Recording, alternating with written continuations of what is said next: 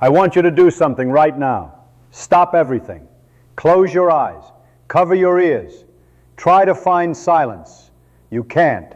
Even in the quietest room you have ever sat in, you can still hear your own heartbeat. You can hear the faint ringing inside your ears. You can hear the hiss of air moving through your nose. Absolute silence, complete, total, 0 decibel silence is one of the rarest things in the universe. And the few humans who have actually experienced it, most of them lasted less than 45 minutes before begging to leave. Because your brain, the most complex object in the known universe, does something deeply disturbing when it is finally given what it thinks it wants. It turns on itself.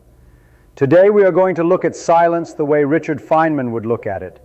Not as the absence of something, but as a physical state with measurable, verifiable, and frankly terrifying consequences for the 3 pounds of matter sitting inside your skull. Let's start with what silence actually is. Sound is a mechanical wave. It is atoms bumping into other atoms in a chain reaction that eventually reaches your eardrum and vibrates it. When you hear a voice, air molecules are physically colliding in a pattern, a compression wave, traveling at 343 meters per second. Now here is what Feynman would point out immediately. Sound is not a thing, it is a process. It is the behavior of matter, not a substance. Which means silence is not a thing either. Silence is the absence of a process. It is atoms that are not bumping into each other in a meaningful pattern. And here is where it gets strange. Complete silence, true acoustic silence, does not exist on Earth. The atmosphere itself is a thermal bath of air molecules jiggling at room temperature. These molecules randomly collide billions of times per second. There is always background noise at the atomic level. The quietest man-made place on Earth is the anechoic chamber at Orfield Laboratories in Minneapolis. It absorbs 99.99% of all sound. The background noise level is measured at minus 9.4 decibels. That is below the threshold of human hearing. That is technically quieter than silence. And nobody can stay in there for long, because when the external noise drops below a certain threshold, your brain does something it was never designed to do. It has nothing to process. Your brain consumes 20% of your body's total energy. It is the most metabolically expensive organ you own, and it never turns off. Scientists used to believe that the brain was like a computer, idle when not given a task, running only when needed. They were wrong. In 2001, neuroscientist Marcus Raichle discovered something that shook the field. Using fMRI scans, he found that when test subjects were given no task, when they were told to simply rest and think about nothing, a specific network of brain regions became more active, not less. He called it the default mode network. The DMN is what your brain does when it has nothing to do. And it is not resting. It is running at full power. What is it doing? It is processing you.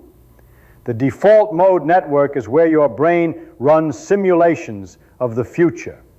It replays memories looking for patterns. It constructs your sense of self. It asks the question, who am I? What happens next? What did that mean? Feynman would recognize this immediately. This is your brain running the same process the universe runs, searching for the rules underneath the noise. And it only activates fully in one condition: silence. In 2013, researcher Imke Kirsta at Duke University was studying the effect of different types of sound on the brains of mice. She played them music. She played them white noise. She played them recordings of other mice. And as a control, she gave them silence, 2 hours of silence per day. The results were so unexpected that Kirsta almost didn't publish them. The silence group, and only the silence group, began generating new neurons in the hippocampus. The hippocampus is the region of the brain responsible for learning, memory, and spatial navigation. Silence was not neutral. Silence was actively, measurably growing new brain cells. The working hypothesis is this: when the brain is deprived of external input, the default mode network kicks in at full power, and the intense internal processing that follows, the self-simulation, the memory replay, the future modeling, acts as a kind of workout for the hippocampus. Silence is not empty. Silence is the condition under which your brain finally gets to do its deepest work. Feynman understood this instinctively. He famously said that the first principle is that you must not fool yourself, and you are the easiest person to fool. The noise of modern life is exactly that. It is a constant fog of stimulation that prevents your brain from turning inward and doing the one thing it does better than any computer ever built: finding the hidden order underneath the chaos. Here is what I find most remarkable about all of this. In Feynman Lectures, Volume 1, Chapter 1, Feynman opens with a question that haunted him his entire life. If in some cataclysm all of scientific knowledge were to be destroyed, and only one sentence passed on to the next generations of creatures, what statement would contain the most information in the fewest words? His answer was the atomic hypothesis, that everything is made of atoms in constant motion. But think about what that implies for silence. The universe itself is never silent. At the atomic level, everything is vibrating. Atoms jiggle with thermal energy above absolute zero. Quantum fields fluctuate even in a perfect vacuum. The universe hums at a frequency we cannot hear.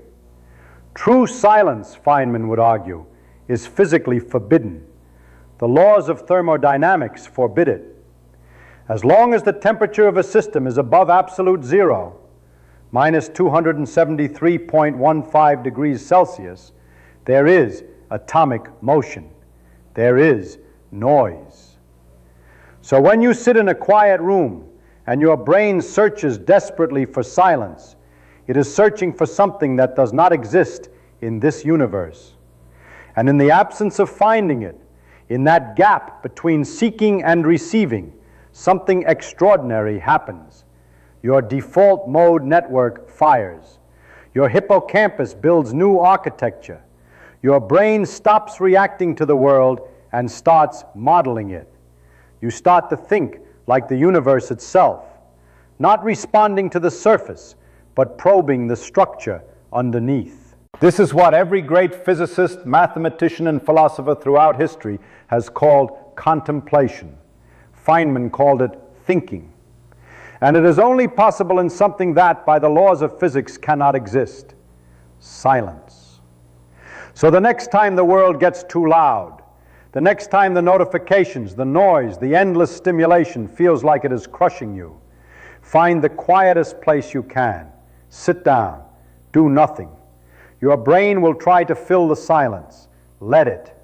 That is your default mode network doing its work. That is your hippocampus building new neurons.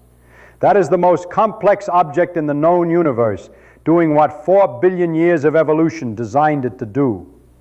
And somewhere in the physics, in the vibrating atoms and the quantum fields and the thermal noise that makes true silence impossible, Richard Feynman is laughing, because the universe never stops talking. The question is whether you are ever quiet enough to hear it.